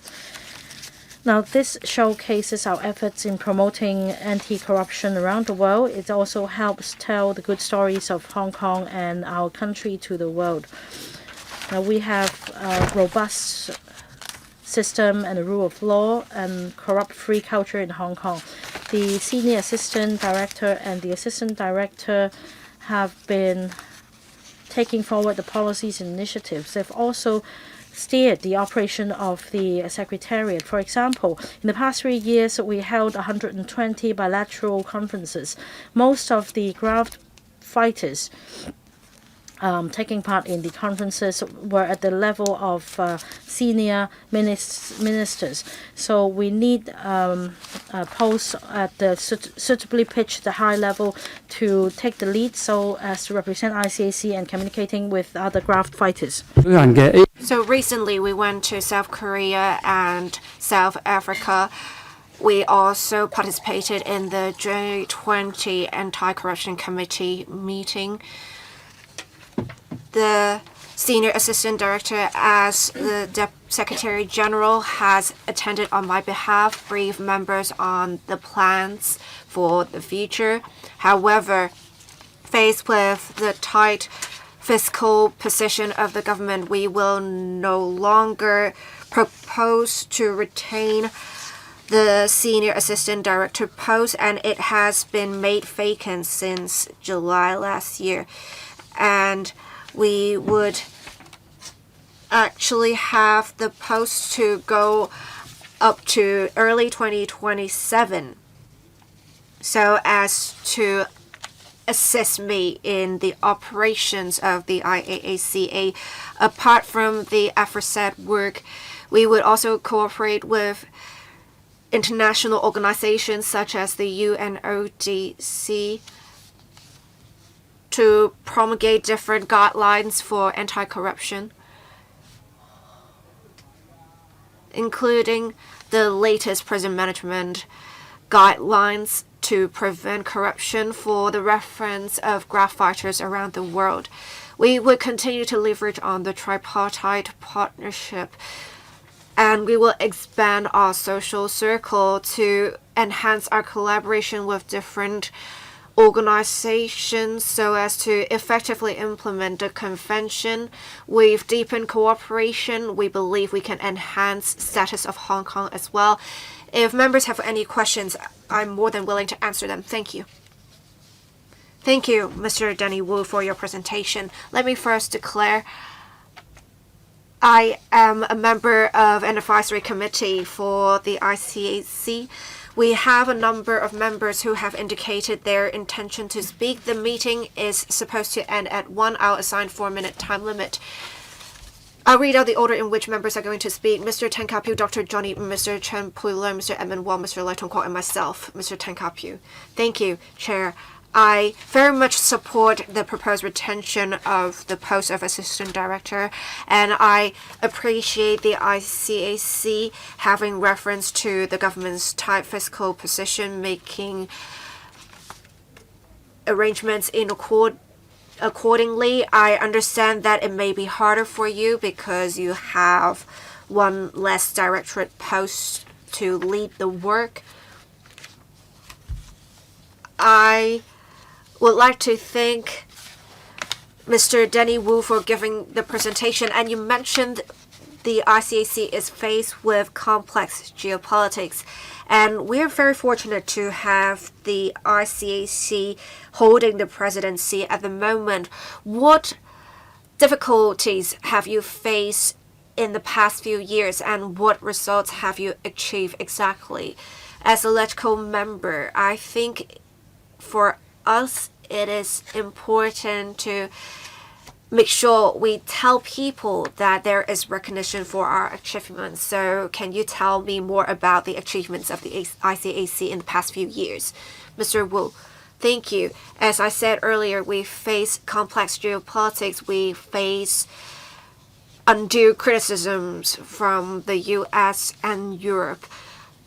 We have been planning for the past 2 years to expand our social circle. As a result, we have had jurisdictions that we never reached out to before, or we had minimal communication with. So my colleagues and I have been working hard to establish partnerships with these jurisdictions and enhance communication. I'm very happy to report that in the past 2 years we have achieved great results, especially for certain areas. We have reached out to them, and we will continue to deepen our cooperation with them, including Central Asia, Middle East, as well as African regions. We will also expand our partnership with Southeast Asian regions as well as South American regions. We hope that our social circle will continue to expand. And at the 8th ICAC Symposium, it was held at a difficult time in terms of geopolitics. But as we have an expanded social circle, we had 180 organizations and 50,000 representatives attending the symposium. And this is a record high for the number of attendees as well as a number of organizations participating at the symposium. So we have seen initial results, but we won't be complacent. This is just a start. It's like the high-speed rail. We can't stop here. We recently visited the Middle East. We visited 2 countries. We had first-hand experience. There is great demand for training. And they would like us to share with them our experience in fighting corruption. We have also established the International Academy Against Corruption. They want to get our experience in this, and they also want to know about our 50 years of experience. They also want to know more about the reforms we implemented in training. The post of the assistant director is very important because I personally can't attend everything. It is important to have a representative of me. We recently went to South Africa and South Korea to attend 2 summits, and these are high-level summits. We need an official of high ranking to participate in the relevant events. So that's it for me. Thank you. Dr. Johnny I support the proposal. I think we have concrete justifications. This is just a short-term proposal. I think the post is definitely needed. Through the post, we can tell good stories of Hong Kong, mainland China, as well as one country, 2 system. As the Premier said, we need to deepen cooperation between mainland China and Hong Kong. We will continue to implement the anti-corruption work, and at the ICAC symposium this year we have adopted the Hong Kong Declaration, and I'm quite proud to have a declaration in our name. I want to ask about the work targets of the ICAC. What results do you expect to achieve in the next few years so as to let the public understand what we are planning to do? Mr. Danny Wu, thank you. We have in the past 2 years established an exchange platform, but that's not it. We need to build on top of the platform. And that is what I'm going to work on in the next 2 years. We have expanded our social circle, but then we need to deepen our cooperation as well, especially in the exchange of our different cultures. We also need to build on such exchanges. We are not just promoting our graphfighting culture in Hong Kong. We also need to tell them about Hong Kong's legal system and the business environment in Hong Kong. We will share our experience with representatives of different countries on one country, 2 systems as well, because they don't really understand how it works. We will continue to do more in the next few years. Our target is quite simple: to deepen international cooperation. In the 50 years of history of ICAC, we have recognized the importance of sharing our experience with different organizations and authorities. We will continue to have exchanges with anti-corruption authorities. In the past 2 to 3 years, we have held training courses that are very well received by other jurisdictions because we haven't had any formal courses in other parts of the world to teach officers on anti-corruption, and we have also taught them some practical scenarios. And in fact, our schedules are quite full now, and our officers are very dedicated. While they are still working operations during the day, during nighttime they would have already flown to Africa and work on some training activities. But we are more than willing to do so because we want to help more people. Honestly, we do not have a lot of officers. We just want to do more with the limited resources that we have. We will try our best.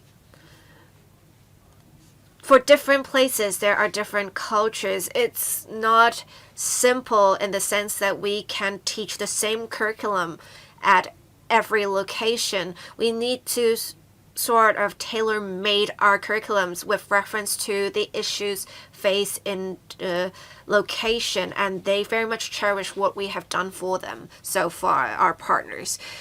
Thank you. Mr. Chan Pui-Lang.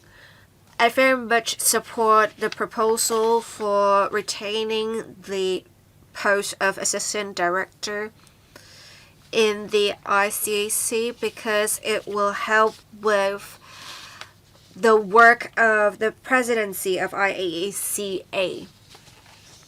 You have no plans to retain the post of Senior Assistant Director, but the workload is essentially the same with one less post, a directorate post. Will it affect the undertaking of your work? How can you ensure that the existing post can absorb the workload of the senior assistant director? As for the timeline, the presidency will last all the way until early 2027. And this post will be retained until March 2027. Why is that? The commissioner talked about expanding our social circle. We have made more partners. So for international bodies like the IAACA, for say the United States or Europe, have you faced any difficulties in expanding our social circle in these places? Can we do more? What are our plans in future? Thank you, Commissioner. 3 questions. Right, the first question is about the post of Senior Assistant Director, and after the lapse of this post, will there be implications? The answer is yes. However, we consider that we need to walk the extra mile, especially for me personally. This is something I need to do. There are circumstances under which I must personally lead the team in a discussion instead of relying on an assistant director. So we're all doing extra with a view to minimizing the impact. Now, as said, the the assistant director post should go all the way until the 31st of March 2027. This is aligned with my term as president until 2027. And to help the Secretariat in performing its duties. Now, next round, perhaps I won't be picked as president, and the Secretariat could cease its operation. So tentatively, we are going to apply for the retention until March 2027 and see how things go by then. Your next question is about cooperation with agencies in Europe and Americas, whether there are difficulties. I must say that yes, there are difficulties. But we are problem solvers, and we will continue to reach out to different places in Europe, such as Italy, Spain, and I will be going to Brazil in Americas to seek cooperation opportunities. Any further questions from Mr. Chan? Now, of course, apart from Brazil, I am talking about the United States of America. I'd like to know whether you have continued to maintain a smooth cooperation with agencies in the U.S. Well, thank you, Chair. I think that anti-corruption is the common value, is a universal value for all countries.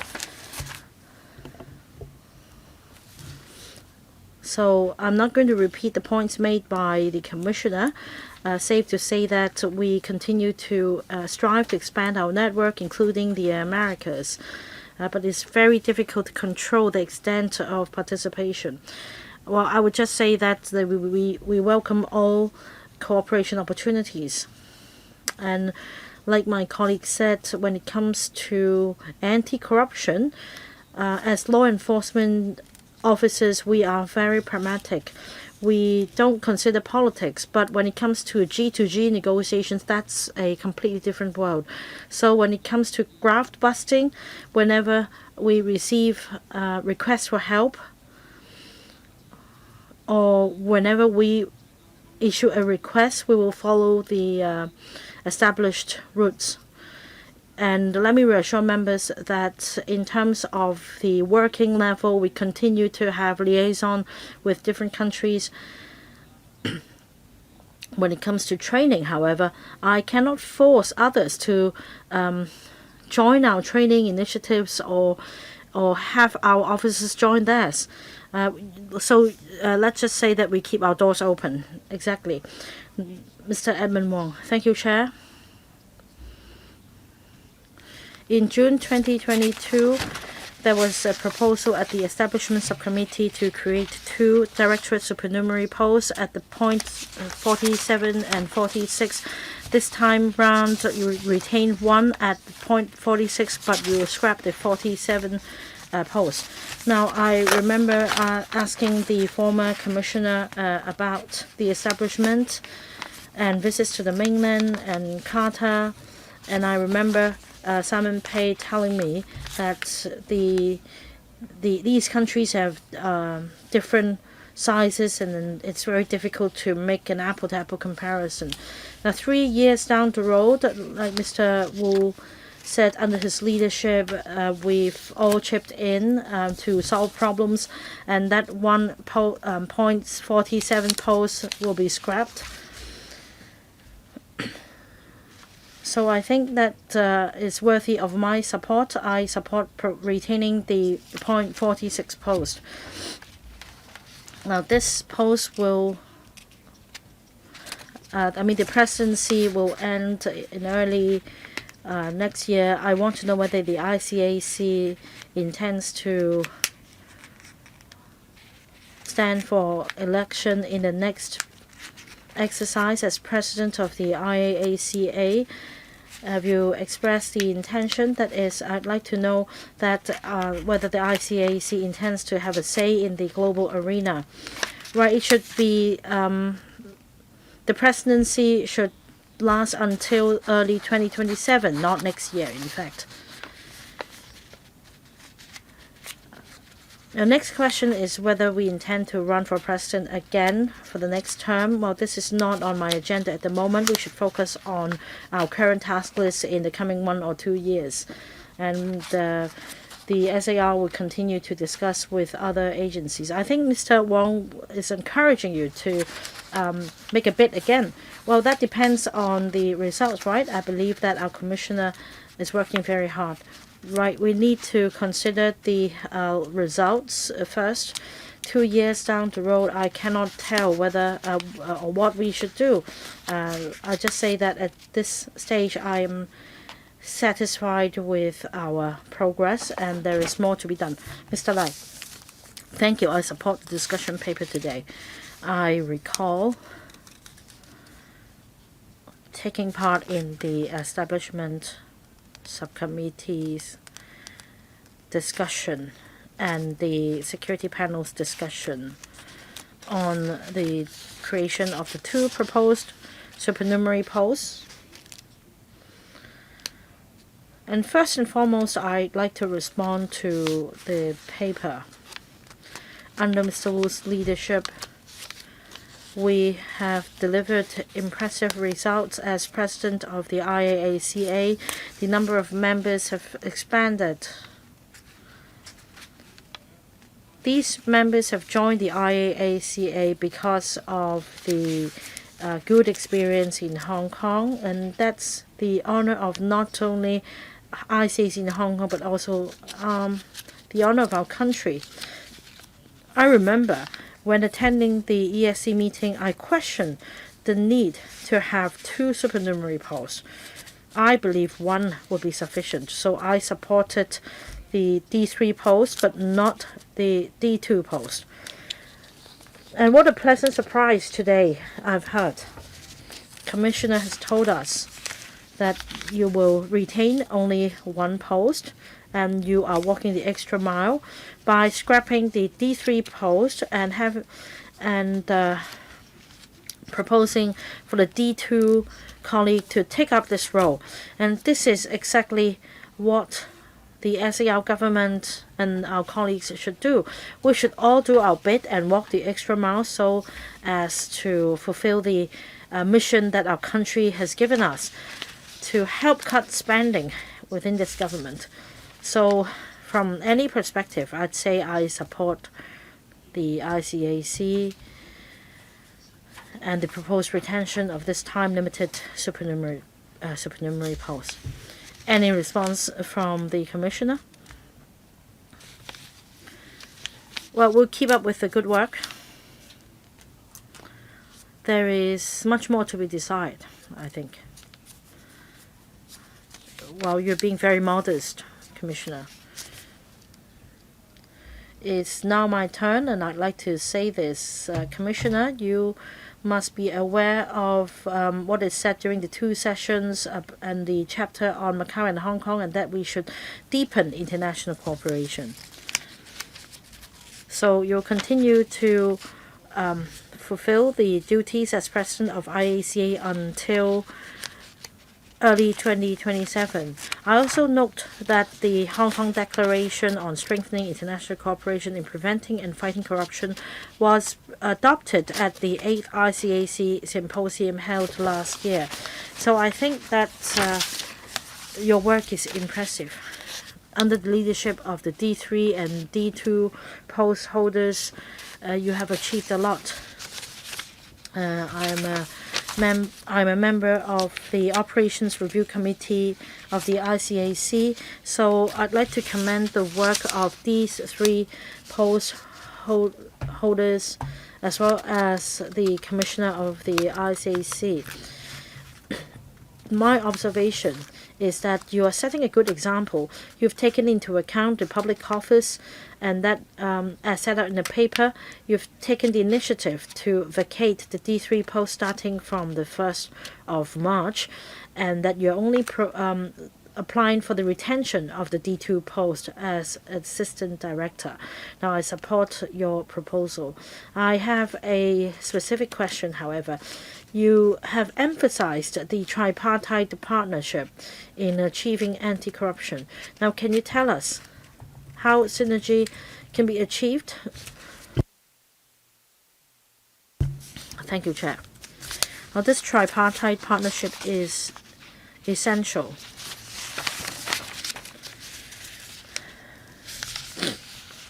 Now, this United Nations organization is of utmost importance in the global stage. It covers more than 100 members. In fact, it has expanded to 180 members, reaching out to every corner in the world. So if we leverage on this network, we'll be able to reach out to all graft busters around the world.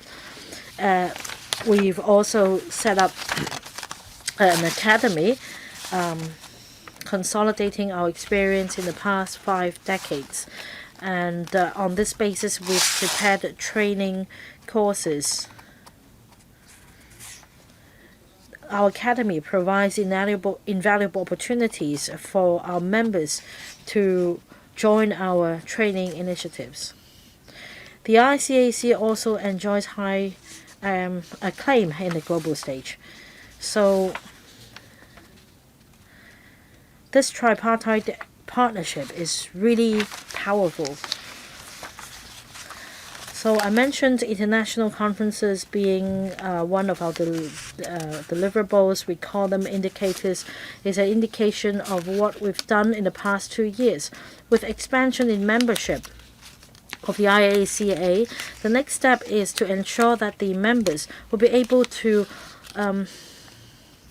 learn something from our academy, and the answer is in the affirmative. As I said, we have a full agenda. We also work with the United Nations Office on Drugs and Crime. Very rarely would this office sign a memorandum with any particular national agency. And through our hard work in the past 2 years, we've been able to sign an agreement with them. And we are going to be a strategic partner. In fact, in Around January, we also partnered with the agency in Brunei to provide a training program for the youths. We're going to do another round in Thailand. Last month, after my visit to the Middle East, I've learned that the Middle East would like to join as well. So it has the snowballing effect. It keeps expanding. So this partnership is pivotal. Now let me ask members' views. Is there any objection to the administration submission of this item to the establishment subcommittee for consideration? No objection. Right, Commissioner. So keep up the good work. We support you. That's the end of today's meeting. Thank you. Thank you, Chair, members. Nothing under AOB. So meeting's adjourned.